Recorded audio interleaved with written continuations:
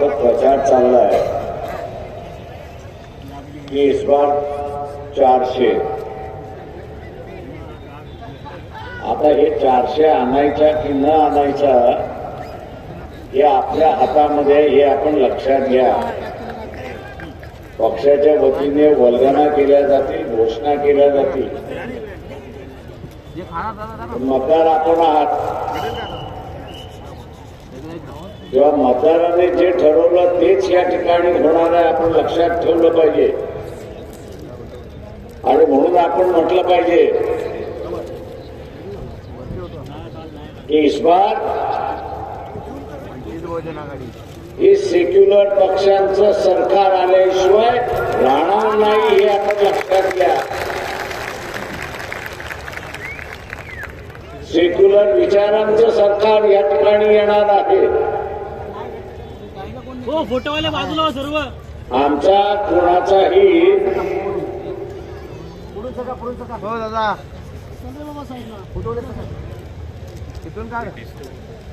या ठिकाणी धर्माला विरोध नाही,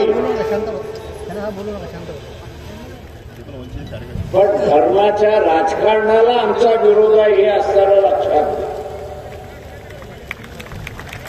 धर्माच्या नावाने जे राजकारण चाललंय त्याला असताना विरोध आहे.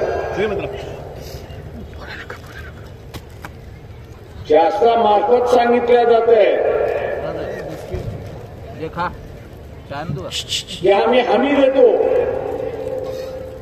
बाबा कसली हमी देता हे तर पहिल्यांदा सांगा. आम्ही चांगल्या गव्हर्नन्सची हमी देतोय म्हणून सांगतात आहेत. गेल्या 10 वर्षामध्ये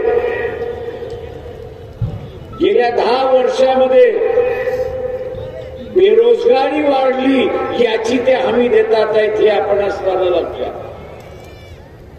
हमी कसल्या दिल्या जाते तर बेरोजगाराची हमी दिल्या जाते, हे आपण लक्षात घ्या. हमी कसली दिली जाते ते याच नवा मुंबईमध्ये जरांगे पाटील येऊन गेले. त्यांना इथे जाणवण्यात आलं आम्ही तुम्हाला आरक्षण देतो म्हणून सांगण्यात आलं, परंतु प्रत्यक्षात त्या आरक्षणापेक्षा निराशाच दिली अशी असणारी परिस्थिती. म्हणजे हमी कसली तर फसवणुकीची हमी त्या ठिकाणी देण्यात आली, फसवण्यात आला असं ते जरांगे पाटील त्या ठिकाणी.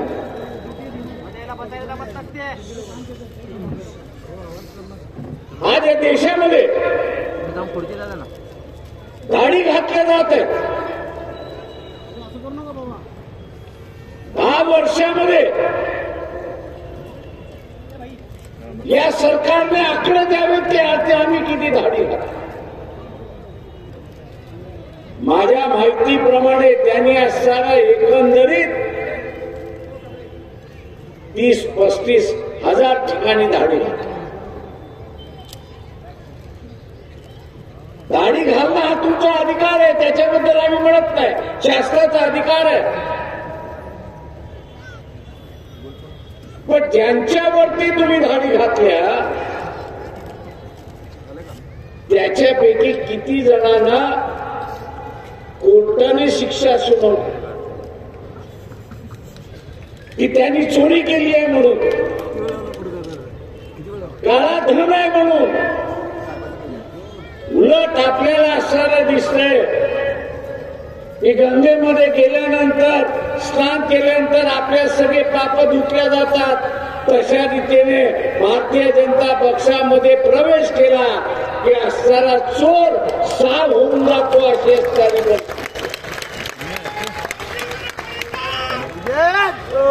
आश्वासन त्यांनी हेच दिलंय, खात्री आपल्याला हीच दिली आहे की तुम्ही चोऱ्या करा, माऱ्या करा, भारतीय जनता पक्षामध्ये या, तुमची पाप धुतल्या जातील अशी असणारी परिस्थिती आहे. हे आश्वासन त्या ठिकाणी.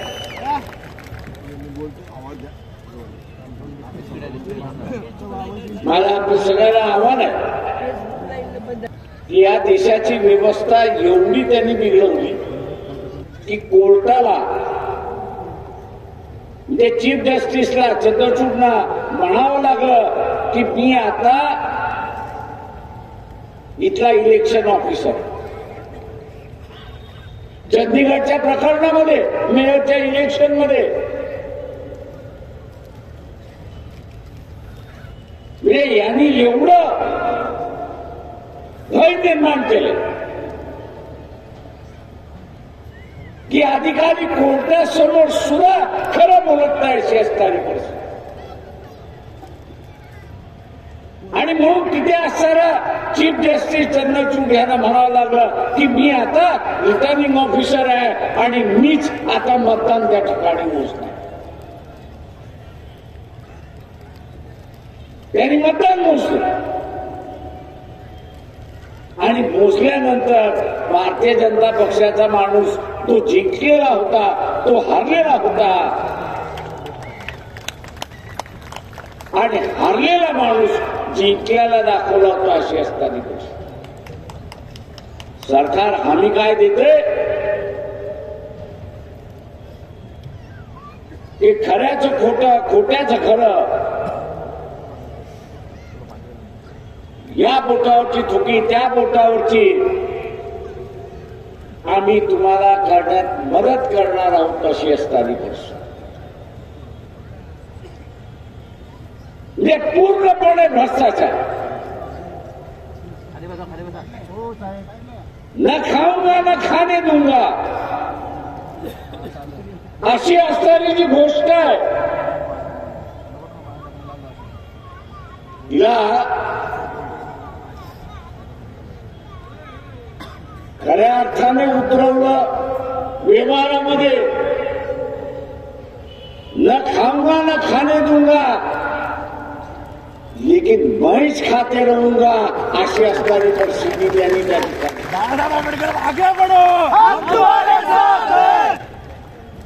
म्हणजे जे काय करणार ते मीच करणार हा एक नवा हुकुमशाह आपण निर्माण केला हे लक्षात. एक नवा हुकुमशाह आपण सर्व सुरुवात केलेला आहे की जे कोर्टामार्फत आपल्या समोर या ठिकाणी आलं.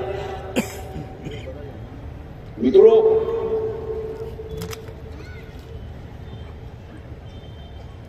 घाबरण्याचं काही कारण नाही, पण इथल्या व्यापाऱ्याने घाबरलं पाहिजे एवढं निश्चितपणे त्यांना सांगितलं. सामान्य माणसाला घाबरण्याचं कारण नाही. ते आपल्या घरामध्ये सोनं नाही, नाणं नाही, नोटा नाही, पण व्यापाऱ्याने घाबरलं पाहिजे एवढं लक्षात. आतापर्यंत व्यापारी हा भारतीय जनता पक्षाला डोनेशनही देत होता आणि मतदानही देत होता, RSSला पैसाही देत होता आणि डोकंही देत होता अशी असणारी परिस्थिती आहे. या व्यापारी वर्गाला माझं सांगणं आहे की पुढचा नंबर तुमचा.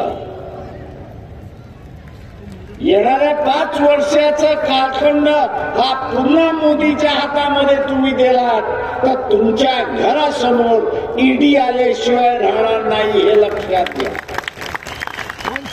बहुजन आघाडीचा तुमच्या घरासमोर ईडी आल्याशिवाय राहणार नाही हे लक्षात घ्या. मागच्या वर्षाचे राज्यसभेमध्ये असणारे प्रश्न उत्तराचा तास आहे. त्या प्रश्न उत्तराच्या तासामध्ये आपण तपासा. एका प्रश्नाला उत्तर देताना लेखी उत्तर दिलेलं आहे. या सरकारने लेखी उत्तर दिलेलं आहे की 2014 ते 2024 या 10 वर्षाच्या कालावधीमध्ये या देशातून 24 लाख कुटुंब की ज्यांची संपत्ती कमीत कमी 50 कोटीची आहे, ज्यांची संपत्ती कमीत कमी 50 कोटीची आहे, आशाने नागरिकत्व सोडला आणि परदेशामध्ये गेले अशी असताना परिस्थिती. 24 लाख की त्यांची संपत्ती 50 कोटीच्या वरती आहे, त्यांनी नागरिकत्व सोडलं भारताचा आणि परदेशात. पण तीच संख्या 1950 ते 2014 मध्ये आपण बघितलं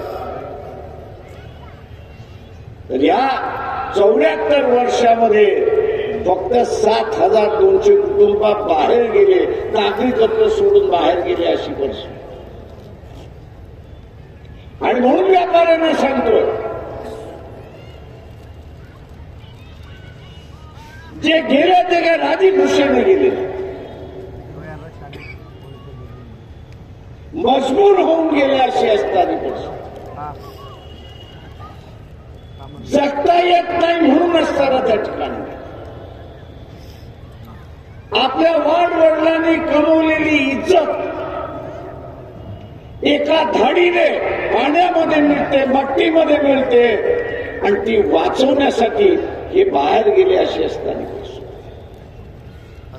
आपल्या वाडवडिलांची इज्जत राहावी म्हणून त्यांनी नागरिकत्व सोडलं आणि देश सोडला अशी परिस्थिती. मी त्या सनातन्यांना विचारतोय, कुठच्या तोंडाने तुम्ही म्हणाल की आज मोदीला मतदान द्या? कुठच्या तोंडाने तुम्ही म्हणाल मोदीला मतदान द्या की त्यांच्या कालावधीमध्ये हिंदूंचं सरकार आहे आणि मायग्रेशन कोण करतंय, नागरिकत्व कोण सोडतोय, नागरिकत्व कोण सोडतंय? तर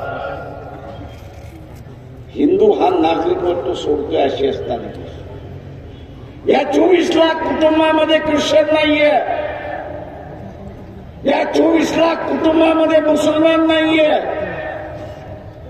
या 24 लाख कुटुंबामध्ये बौद्ध नाहीये अशी असणारी परिस्थिती आहे. सगळे हिंदू.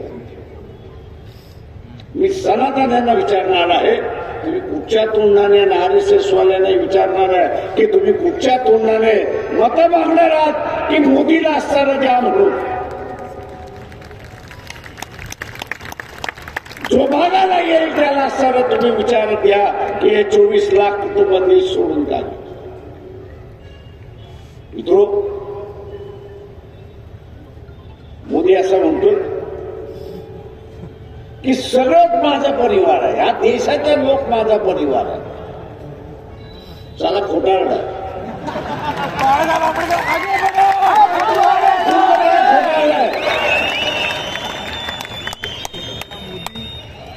पूर्णपणे खोटारडा हे आपण लक्षात घ्या. आणि दुर्दैव इथं आहे की विरोधी पक्ष त्याचा खोटारडेपणा समोर आणत नाही अशी परिस्थिती. हा नवी मुंबईचा परिसर तरी फार मोठा, इथली लोकसंख्या सुद्धा तर मोठी आहे. पण आपण मध्ये वाचलं असेल की मालदीव सारखा असणारा एक छोटासा देश, की त्याची संख्या आज नव्या मुंबईपेक्षा अर्धी अशी असणारी परिस्थिती आहे. तिथला पंतप्रधान नरेंद्र मोदीला 56 इंच छातीवाल्याला काय सांगतो, हे तुझं सैन्य आहे ते इकडनं घेऊन जा.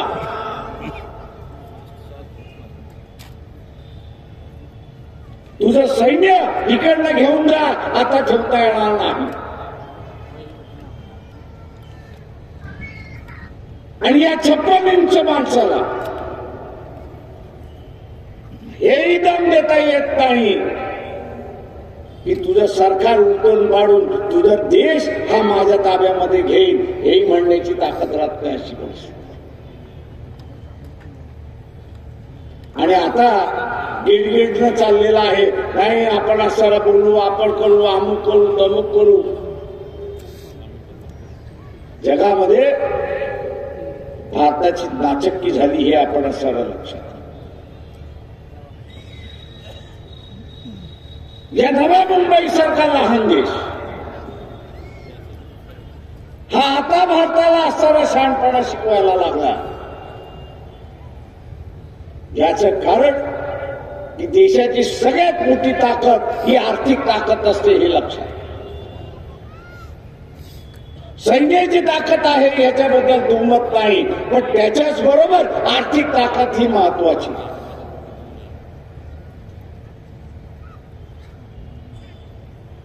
यांनी कर्ज काढून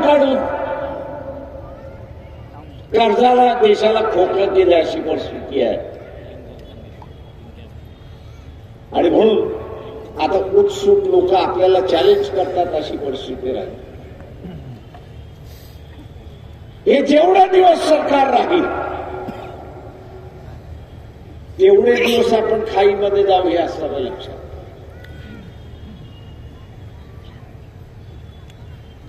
नरेंद्र मोदी हा देशाचा पंतप्रधान आहे असं सगळेजण म्हणतात.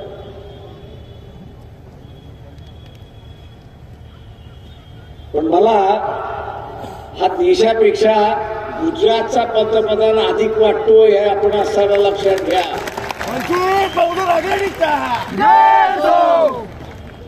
ट्रम्प आला तर गुजरात मध्ये घेऊन गेला.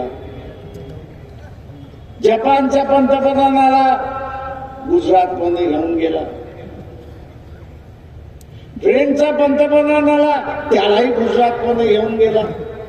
अरे दिल्ली काय झक मारण्यासाठी आहे कडे.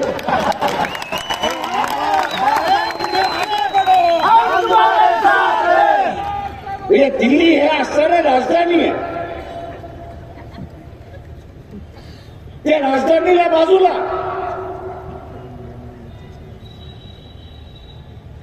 ती राजधानी बाजूला आणि जे काय आहे ते गांधीनगर आहे ना अहमदाबाद आहे. काय तर मला ढोकळा खायला घेऊन गेलो, गाठ्या खायला घेऊन गेलो.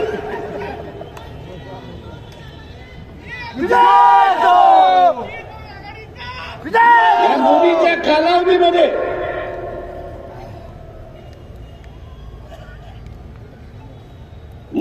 कालावधीमध्ये आणि माझं RSSला आव्हान आहे की मी जे सांगतोय ते खोटं असेल तर जाहीरपणे सांगा.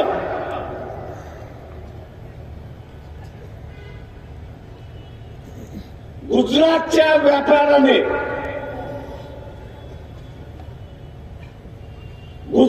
व्यापाराने इम्पोर्ट सबस्टिट्यूट ज्याला आपण म्हणतो की आपल्या देशामध्ये माल होत नाही ते माल ह्या देशामध्ये निर्माण करण्यासाठी तुम्हाला बाहेरून मशिनरी आणायची असेल तर तुम्ही आणू शकता. त्याच्यावरती तुम्हाला इम्पोर्ट ड्युटी बसत नाही. तुम्हाला इम्पोर्ट ड्युटी बसत नाही. पण एक अट आहे त्याच्यामध्ये आणि ती म्हणजे जेवढी इम्पोर्ट ड्युटी तुम्ही वाचवता तेवढा तुमची फॅक्टरी उभी राहिल्यानंतर तुम्ही माल एक्सपोर्ट केला. प्रत्येक माणसाच्या डोक्यावरती 26 रुपयाचं कर्ज, 24 रुपयाचं कर्ज, 24 रुपयाचं कर्ज होतं 100पैकी. या 10 वर्षाच्या कालावधीमध्ये मोदीने हे 24 रुपयाचं कर्ज 84 रुपयावरती नेलं हे आपण लक्षात. कितीवरती घेऊन गेलोय? 84 वरती त्या ठिकाणी घेऊन गेले. दुबईला किती शिल्लक राहिलेला आहे? फक्त 16 रुपये दिवायला लागले. 100 रुपयाचं कर्ज झालं. पगार आपल्याला मिळतो, 10,000 पगार आपला मिळत असेल आणि बँकेला हप्ता म्हणून आपल्याला 10,000 रुपये द्यावा लागत असेल तर आपल्याकडे काही शिल्लक राहतं का? शिल्लक राहतं का आपल्याकडं?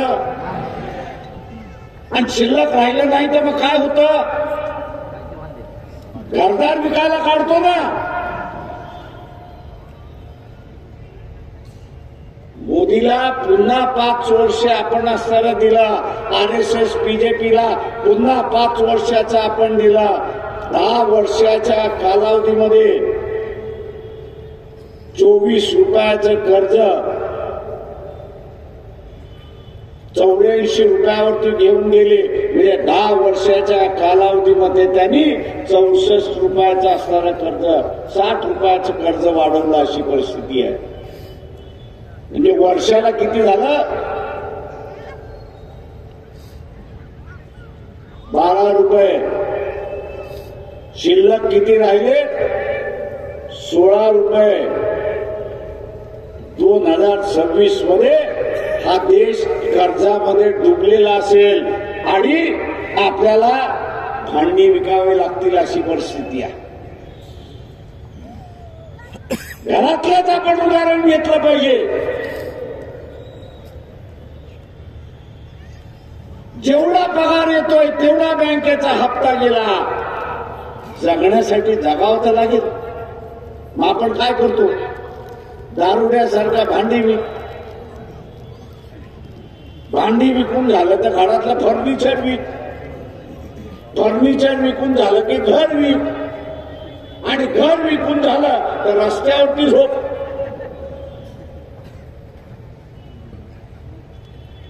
भारतीय जनता पक्षाला माझं आव्हान आहे की मी जे म्हणतोय ते खोटं आहे ते करून सांगा. आव्हान आहे. आणि मग जागतिक बँकेने असणारा भारतीयांना असा इशारा दिलाय आणि सांगण्याचा प्रयत्न केलाय की तुम्ही कर्जामध्ये डुबणार आहात.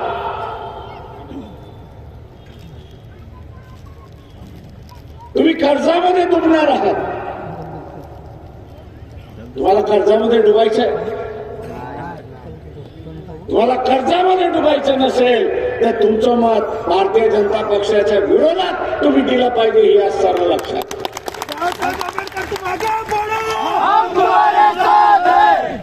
ज्या शान आणि मान्य असताना हा भारत देश होता. कागदावरती फॅक्टऱ्या झाल्या.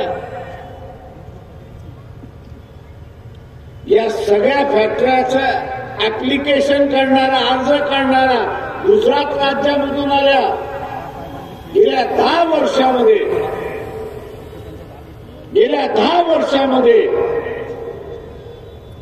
याच्या खाली जी लूट झाली, इम्पोर्ट सबस्टिट्यूटच्या नावाखाली लूट झाली, ही 8 लाख कोटीची लूट झाली, हे आपण असताना लक्षात. 8 लाख कोटीची असणारी लूट झाली आणि एका विरोधातही कारवाई नाही, अशी असणारी परिस्थिती. कारण का? तर ते गुजरातचे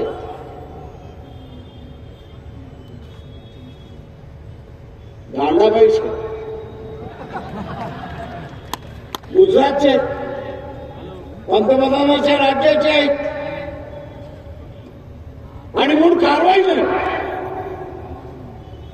पण त्याच्या उलट इतर राज्यामधल्या व्यापाऱ्यांनी असं केलंय, त्यांच्यावरती धाडी आहे, तशी परिस्थिती. हा तुझा भाव का? गुजरातच्या गुजरातच्या व्यापाऱ्याला एक वागणूक आणि देशाच्या दुसऱ्या कार्यकर्त्याला वेगळी वागणूक आहे की नाही? RSS वाल्यांनी सांगा. चॅलेंज आहे माझं. नावासकट मी असणारा देऊ शकतो की तुम्ही इतर राज्यांच्या कोणावरती असणाऱ्या कारवाया केल्या आणि गुजरातच्या लोकांवरती कारवाया केल्या नाही. मी त्या सनातनवाल्यांना विचारतो, हा भेदभाव नाही तर का?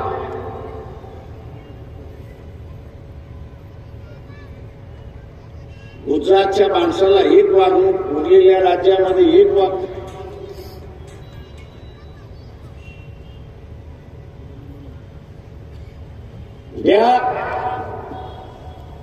याला पुन्हा तुम्ही असणारा जर सत्तेवरती आणलं तर 2-4 कारखाने गेले, आपण बघितलं. या राज्यात येणारे कारखाने गुजरातमध्ये गेले. 5 वर्ष याला राज्य दिले ते इथले सगळे कारखाने गुजरातमध्ये गेल्याशिवाय राहणार नाही हे लक्षात.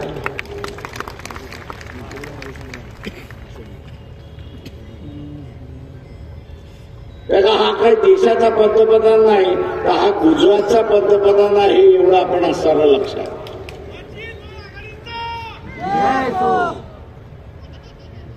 मला माहिती आहे की तुम्हाला पचणं कठीण जाणार आहे. इथे कारखाने निघून गेले की मग तुम्ही म्हणाल सुरुवात राहिले ते आंबेडकर म्हणत होते खरं होतं आपण ऐकलं पाहिजे होतं. बाळासाहेब आंबेडकर आगे बढ़ो, हम तुम्हारे साथ हैं. चुलीवरचा असणारा भात शिजला की न शिजला त्या भातामध्ये आपण हात घालत नाही. एक कण बघतो आणि त्याच्यावरनं आपण सांगतो की हा भात शिजलेला आहे. इथले कारखाने गेले की न गेले, इथले कारखाने गेले की न गेले, पळवले की न पळवले, उद्या पुन्हा पळवल्या जातील. का तुम्ही पुन्हा सत्तेवरती बसल्यानंतर निकष हाच काढला जाणार आहे की कारखाना पळवण्यासाठी आम्हाला मताच्या रूपाने लायसन्स देण्यात आलेला आहे. उद्या हे लायसन्स काढून घ्यायचं असेल तर भारतीय जनता पक्षाच्या विरोधात मतदान आपण केलं पाहिजे हे असणारं लक्षात.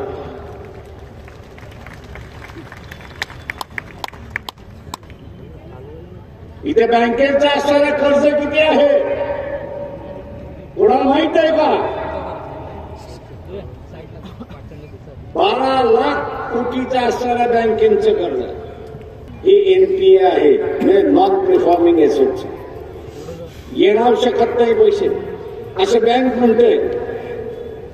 पण या 8 लाख कोटीपैकी गुजरातच्या बँका आहेत, गुजरातमध्ये ज्या बँका आहेत त्यांनी याच्यापैकी 6 लाख कोटी दिलेले आहेत. गुजरातमध्ये डुबलेल्या बँका किंवा बँक डुबतील त्याचा असणारा 6 लाख कोटी आहे आणि देशभरामध्ये फक्त 2 लाख कोटी अशी परिस्थिती आहे. पण कोणावरती कारवाई नाही. का कारवाई नाही तर तो गुजरातचा आहे.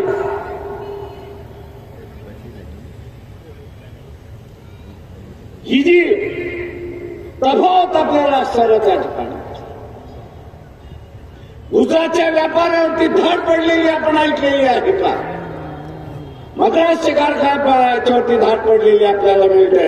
तामिळनाडूमध्ये ऐकायला मिळते, तेलंगणा आपल्याला मिळतंय, मध्य प्रदेशमध्ये आपल्याला मिळतंय, ओरिसामध्ये आपल्याला असणारं मिळतंय, हरियाणामध्ये आपल्याला दिसतंय, पंजाबमध्ये आपल्याला दिसतंय, बंगालमध्ये आपल्याला दिसतंय, महाराष्ट्रात आपण बसलोय. पण गुजरातमध्ये धाड पडलेली आपल्याला त्या ठिकाणी दिसते नाही. उरलेले असणारे चोल व्यापारी आणि गुजरात मधले असणारे सच्चे व्यापारी असा जो शिक्कामोर्तब केला जातोय तो आपण थांबवणार आहात की नाही हा महत्वाचा. आणि म्हणून मित्रो 10 वाजायला आले मी या ठिकाणी थांबतो. आपली एक सगळ्यांची जबाबदारी आहे आणि ती जबाबदारी काय की फुले शाहू आंबेडकरी मतदार जो आहे त्याच्यावरती एक जबाबदारी आहे की त्यांनी 5 मतं जमा केली पाहिजे आणि ती 5 मतं जमा करण्यासाठी त्यांनी स्वतःच्या खिशातल्या इलेक्शनच्या कालावधीमध्ये 10,000 रुपये खर्च केले पाहिजे. त्यांनी 10,000 रुपये खर्च केले पाहिजे. ही निवडणूक लोकशाही वाचवण्याची निवडणूक, ही निवडणूक संविधान वाचवण्याची.